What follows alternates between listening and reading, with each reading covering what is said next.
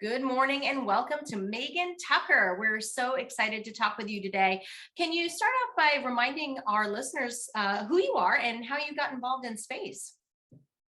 Sure. My name is Megan Tucker. As mentioned, I'm the Dean of Curriculum, the STEAM Specialist, the Gifted Teacher, the Instructional Facilitator of Technology and Professional Development at a very small public charter in Northern Virginia, Hillsborough Charter Academy. And I actually got started with aviation first. That's what kind of drew me into the industry with Civil Air Patrol and the Air and Space Force Association.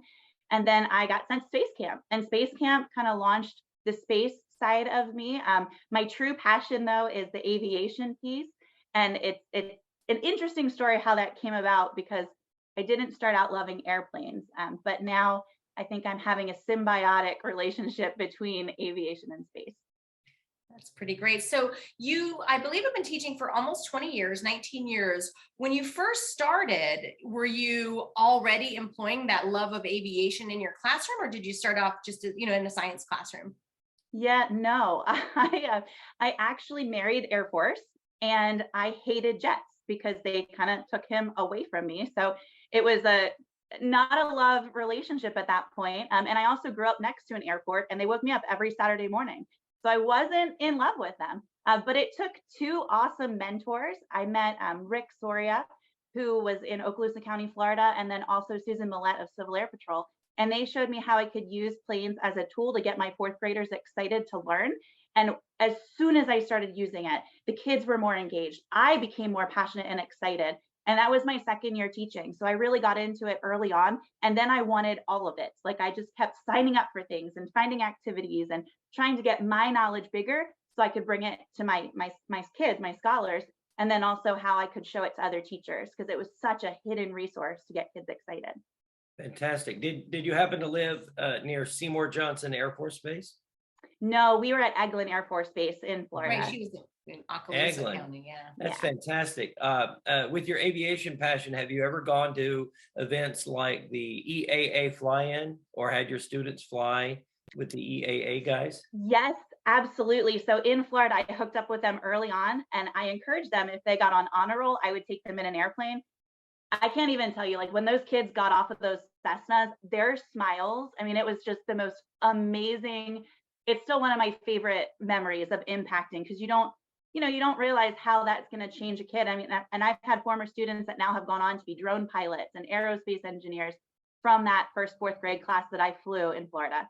It's an incredible thing. For our listeners that may not know, the Experimental Aircraft Association, they do fly-in events where they simply roll into an airfield and they take students up for rides. So they're like orientation rides with pilots. I remember, I'll just share one story. One summer camp, one of the pilots, they sort of buzzed the football stadium where the Jacksonville Jaguars played. So they flew over Jacksonville. But you're right, the kids coming out of the planes, you really don't have to sell them after that. They're No. sold. Well, especially because they are, and it's great motivation. Well, I was thinking too, like, about some of the students that you work with at the community center. Sometimes those kids might not have ever been in a plane. Like, Kevin works with a group of students who are pretty challenged in the area that they're at, but just the idea of going up in a plane, if you've never been in one, is exciting enough. Right. My commercial airliner, that's a typical first flight for everyone. Four-seater Cessna, that's a little closer to the action. Yes, there's nothing quite like it. And you're right, there are so many kids that haven't had that experience, and it's a totally different feeling. Like, you are there when you're in that tiny plane, not and it in your can cushion. inspire them too, to, like, that is a possible career field they might not have actually seen before. So tell me a little bit more about Civil Air Patrol. So I know that you've been writing curriculum, and that's I think an area that when we think about curriculum as teachers, it's always focused on just the core without maybe branching out into some of those areas like aviation or aeronautics in the case of what Kevin does. So how did you get involved in the Civil Air Patrol and writing their curriculum? So it started back in Florida, meeting Susan Millette, who is a national headquarters of Civil Air Patrol. And my husband got orders to California. I just had a baby, and I was devastated because I needed something. I needed something to keep my passion. Not devastated, my baby was beautiful, but just there's something to do, right? I need to be busy.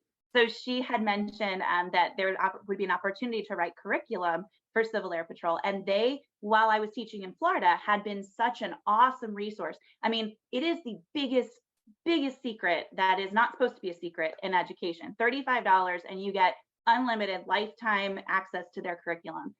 So I worked on physical science, life science, and earth science curriculum for them in middle school. I had just gotten certified in middle school science. But the biggest part about it is making it accessible and easy for teachers to use, being able to look at it, and there's background information. You don't have to be a rocket scientist or a pilot to use it. And there's connections to everyday things. There's social studies connections. There are all the different branches of science, not just physical science, and it's become such a core of what I do and what I try to tell teachers about in my whole, I guess, 18 years, not 19, because I met them a year in, but it's an amazing resource that I think every educator should sign up, whether or not they're a science teacher.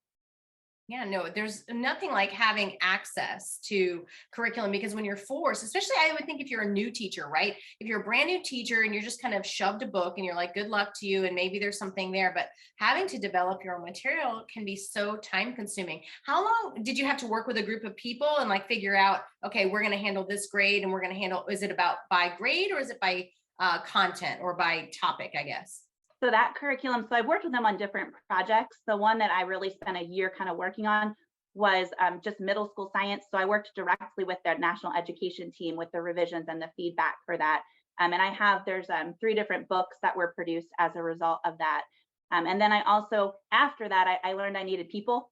So I went more to the revision side of things. So I revised, which I like much better, and worked on, helping to make what they were creating teacher friendly and how it could be implemented easily in the classroom. So if a student, well, rather, I'm sorry, if a teacher wanted to get involved, they just sign up to become a Civil Air Patrol member, then they have access to what's already there. Do they annually kind of get together and do a call for curriculum? So the curriculum side of it is just like, they know some core teachers that have been really involved, so they'll reach out if people want to help develop it. But to be a member, it's just that one-time sign up of that $35, and then it's all the curriculums online as soon as you sign up. You can download the PDFs. I mean, there are, I think, over 50 different resources currently, and they're being developed, as we speak, with the new things that are coming with drones and cyber and all of those pieces as well. So if you're a member, they'll reach out to you if they think that that's an area that that they're trying to build upon. Got it. Absolutely. And they love if you reach out to them and say, I have this passion, I have great ideas, and then they work to help you incorporate. They're such an advocate for what teachers need in the classroom. Right. Now you're writing curriculum with a different group as well. Can you tell us a little bit about that? Yeah, so I'm working with AVID. AVID is the national curriculum that helps people have access to all types of education. And they have a STEM connections focus right now. So during COVID, I had one of my teachers that I work with in California at the Palmdale Aerospace Academy reach out and say, hey, I know that you're sitting at home, not that it was easy to teach from home, but you need to keep your brain going. And she said, I have this great opportunity to have you help on this national STEM curriculum. So I jumped on that, and that's a revision process, which I really love. I get to see all these new ideas coming in, which of course helps me to think of more ideas in my classroom, but then also give my expertise on how their layout looks, if the lesson plan, if the explanations are good for teachers, and kind of give that feedback so it's implementable as soon as the teacher gets it. Yeah, I've heard of AVID. I think at a school that I was, some of the students we work with after school were attending, and it's the only place I had ever heard of it, but I never really understood what it was. Is it for helping students who might not otherwise have opportunities? Is it or is it for across the board? And how do schools get involved with AVID? So it's across the board. I actually was introduced to it in California because they have a study skills program where they help kids kind of learn different methods like Cornell notes and different ways to That's the part I think they were using at the school. It was for the kids who needed a little bit of a boost. Got it. Okay, keep going. Yep. And then it's branched out since then. So they've done a bunch of other partnerships with Wonder Workshop, which does the Dash and Dot robots, scratch coding. So they're trying to be more marketable. Right. And they have a ton of different side trails to try to get quality curriculum to teachers. But AVID does a really good job of finding writers and subject matter experts like myself that truly have done some time in teaching. So when they put out their curriculum, it's people that have that street cred that know, hey, this will work, or hey, this is a bad idea. And just the name itself kind of makes it very promotable to teachers. I just want to jump back to, you mentioned Palmdale. Yeah. Did you live there, work there? I So did. My husband got stationed at Edwards, right. which is in itself just such a gem. It No, is for no, aerospace, but right. Isn't Palmdale where they built the shuttles? yes, yes, Yeah. absolutely. And the SR-71 Blackbird, which is Yeah. one of my favorite planes, was it's Skunk Works there as well. Yeah, so I got to help open the Palmdale Aerospace Academy. That's what I did my year after curriculum writing with Civil Air Patrol, and I was their STEM teacher for 7th grade. It was amazing, so much fun. Sophia, the NASA Sophia plane that's since been retired, was right Yeah. there at Palmdale Plant 42 as well. Right. It's for our listeners, it's a 747 with a telescope. And so they get above 40,000 feet of the atmosphere and you get less scintillation. And it was I think they had a program for teachers at one time, right? Where teachers could compete and the winners got to ride on Sophia and collect astronomical data. Yes, so I was a Sophia ambassador in 2014. It was absolutely amazing. They put us up in a hotel and we had to turn nocturnal. That was a little tough. And then we spent a week flying with the scientists doing real science, studying the supermassive black hole in the center of the universe and the way that interstellar dust was rotating. And I mean, I have no words for that program except phenomenal. I'm sad it's retired because it was one of the highlights of my teaching career because it was real science, like live in action. But I mean, they're still doing great things. They're going to Hawaii now to the telescope that's there to have a teacher program. But I think it's in Arizona, maybe the plane. I forget where they retired it to, but Well, there's the boneyard, right? There's that boneyard where a lot of the military jets from the SALT treaties, and actually just when we get done with them, that it goes there. That's very interesting. So you mentioned that you started out aviation first, but obviously riding on Sophia probably gave you some new experiences in space camp. Currently, what is the one specific subject area within aviation or space that you think is a really great hook, aside from the EAA fly-in type activity? But when you're in the classroom, if you really want to get, let's say, a group of 4th, 5th, 6th graders motivated, what is your go-to topic or lesson? oh my gosh, Artemis, 100%. Like Artemis? having them see real life. We have tracked the mission since they started during COVID. We've had like virtual parties and dress up events. I mean, I'm elementary, so whatever we could do like to get them excited. Working with Limitless has challenged my thinking in that, you know, there's things we don't even understand that we're going to need to understand to be able to do what we want to do. And there's some really smart people trying to figure it out, but it's okay to say, I don't know. And I think that bigger picture is such a hook to these kids. The fact that they could be a piece of understanding and knowing how we're going to do this, how we're going to travel faster, how we're going to travel, you know, farther, and showing them as much as I can current events, like turn on the news tonight, or, you know, connecting it to the real. They're living in the time. They're going to be the ones that get to see us get to Mars. And that is just so exciting to me and to them as well. I have this whole little pod of astronauts that I'm growing in Hillsboro because they're just so hooked to everything and waiting to see what's going to happen next. That's fantastic. I would say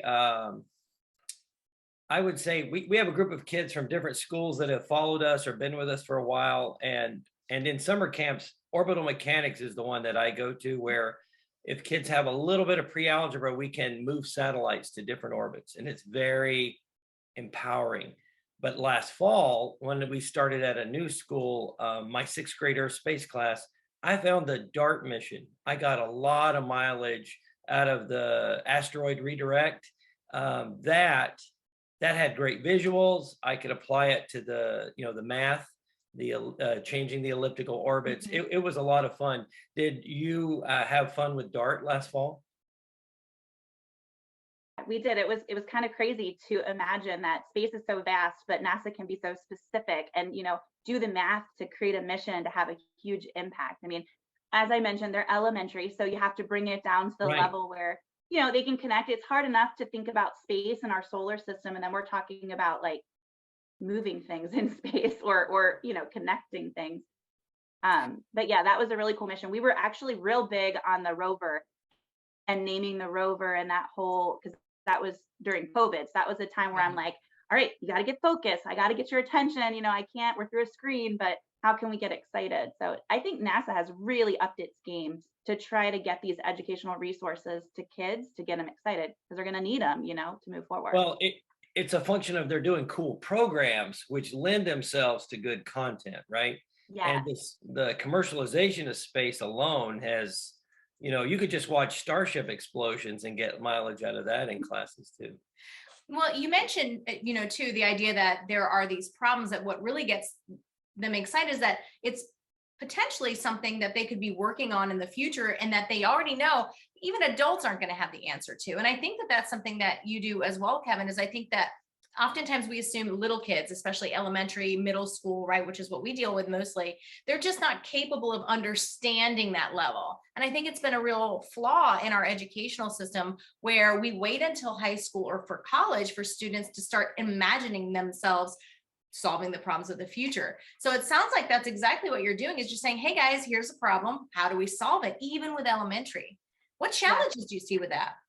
Well, I think the biggest challenge is lack of resources for elementary kids because they're afraid they won't get it. But we have to start young. We have to start giving them that opportunity, and that's part of why with Limitless, I applied because they knew I was elementary, right? And a lot of the opportunities, as you know, Kevin, are for middle and high school teachers. And it frustrates me a lot because if we don't give the teachers the knowledge at the elementary level, they're going to be afraid to talk about it. They need some basic level to go off of with these kids. And I'm telling you, the imaginations of my elementary students are, I can't even put into words the things that they can think of. There's a current contest right now with Limitless that's a space art and poetry contest where the kids can submit all of these art and poetry, and the winners will be actually flown on the space station with the Axiom 2 mission that's going up in May. So I had a kid yesterday, send me a picture back, and it was this astronaut, and it said, kind creator. And it's like, she's a second grader, but thinking not just about, going into space, but thinking about also like being kind to each other and the collaboration that's going to happen. Like there's so much to read into that. And her brain may not even realize it, but we're forming these kids that have this deeper level of thinking and compassion. And I think that's so important in general. Oh, I agree totally. I actually, in trying to incorporate, first of all, I never think we should talk down to kids. We should simply take very complex things or things in the real world and find a way to make them understandable, even if it just in principle to the youngest possible kid. So I totally agree with you on that. I actually had on some of my quizzes, I did go over the Alcubierre drive with, for our listeners, that's limitless space. One of the 200 years in the future, we'll be able to manipulate the fabric of space and fold it up in front of the vehicle and stretch it behind the vehicle and violate the speed limit of the universe without actually violating it. But, sixth graders are okay in knowing that we don't have the technology yet, but one day we'll be able to travel faster than the speed of light. So I so much agree with you. And like you, this LSI is it's very open-ended, right? We're not showing up with anything pre-canned or pre-cooked. I believe the expectation is that you and I and the others, we're supposed to help them create these tools that you speak of. Yes. And that is so exciting. It's like, what I need to kind of rejuvenate and just, I don't know, just fuel my passion, because it's so important as a teacher to not burn out, right? And to continue having these things that challenge your thinking. And when this came across the table, I was like, I don't understand it, but I want to do it. And that's scary, right? That's scary as a teacher, to jump into something that you have absolutely really no idea how it's going to happen. And other people don't really know that part.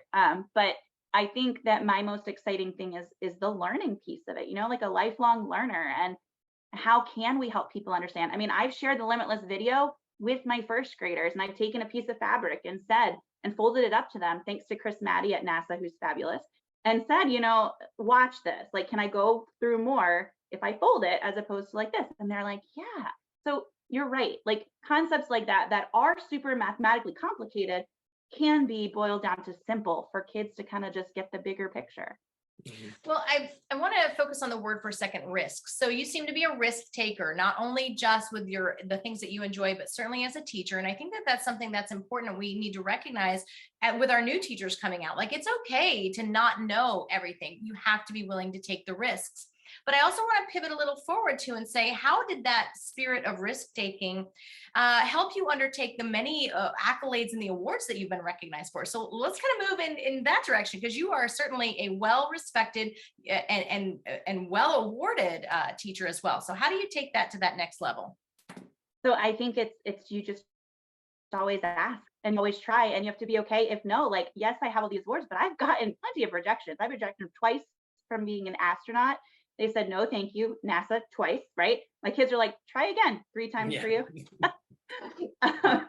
So it's that not being afraid to hear the word no. And what do? You know, that growth mindset, we teach it to our kids every day to have a growth mindset. I try to live as that example. You know, as being a curriculum director at my school, I'm always saying to my teachers, hey guys, I have a great idea. And they're like, oh gosh, Tucker, what do you have now? You know, but we have to keep it fresh. We have to keep it interesting so that we stay excited and build those networks and the collaboration piece too.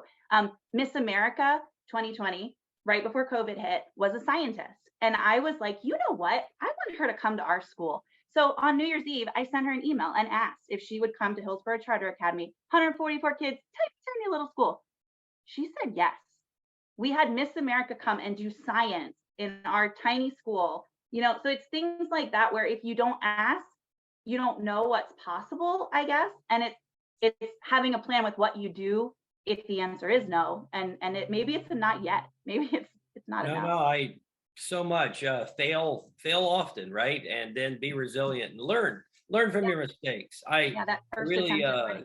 I think that's fantastic. I want to, before our time gets away, number one, I want to make sure you know, we started a conference at Kennedy Space Center in October, and it's called Small Sat Education Conference, because I work with kids and we've sent 2 satellites to space with middle school. But what I want to do is invite you and your students to come to Kennedy Space Center. Number one, our conference is inside KSC Visitor Center. So you get free access to the park if you come to my conference. Our conference is free for teachers and students. And you get to learn about high altitude balloons and small sats. And our first year, last year, we had 24 presentations, mostly university and high school kids and some companies. But it's a great way to network, hang out at NASA. It's a Saturday and half a day Sunday, so you get to spend a half day in the park just being at NASA. I want to make sure that you know, you seem like the kind of person that can make things happen with your kids, and would love for you to come and visit and be a part of our conference. Well, you hit the words that is next on my radar. Excuse the aerospace pun.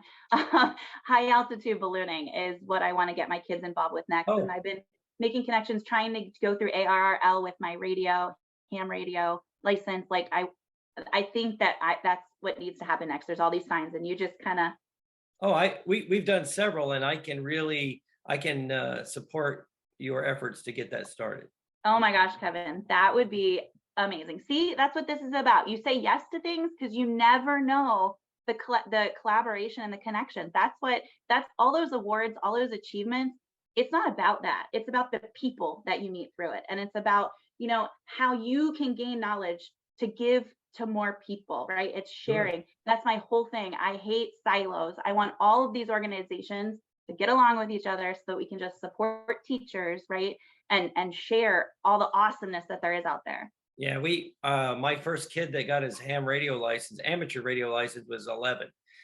He got it at 11, and he's passed the 2 other tests, I think, to get a higher certification. And he's only in the 9th grade, and he's going to be the next principal investigator for our next big satellite. He's got an idea for a really good satellite. So I just want you to know, once you go down the high altitude balloon path, the next thing you know is, well, these are like building satellites. And so I'm just throwing it out to you. That's where you're heading. So exciting, Kevin. Yes. Well, we normally kind of lead down the road of like, what's your advice for our listeners? But you've given us so much great advice already. I want to give you the last bit of our time together to maybe share out something that we didn't ask. Like if we just forgot to ask you something, or moreover, if there's some websites that you think that maybe teachers or students should draw their attention to so that they can also be as inspired as you are. Oh my gosh, so many things.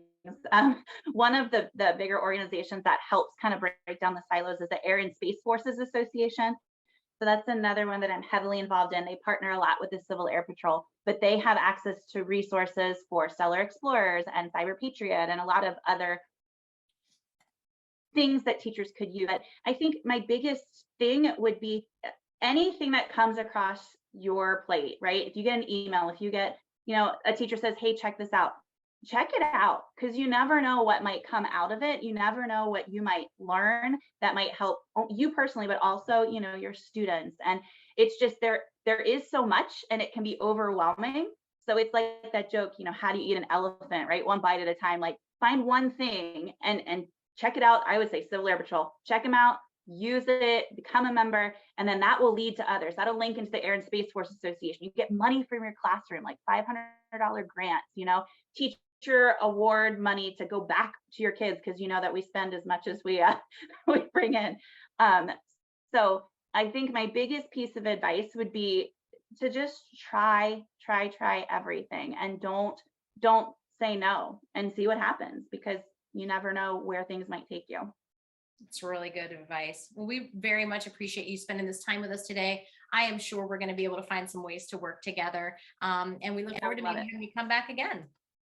I would love it. Thank you so much. Thanks so much. Thank you.